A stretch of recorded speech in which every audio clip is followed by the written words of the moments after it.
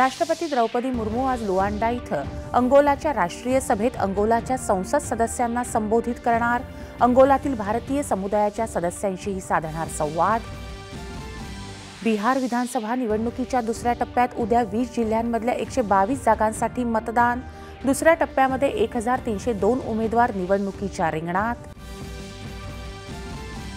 पंतप्रधान नरेंद्र मोदी उद्यापासून 2 दिवसांच्या भूतान दौऱ्यावर. दोन्ही देशांदरम्यानची द्विपक्षीय भागीदारी बळकट होण्याच्या दृष्टीनं विविध मुद्द्यांवर चर्चा अपेक्षित. ब्राझीलमध्ये आजपासून हवामान बदल विषयक COP30 परिषदेला होणार सुरुवात.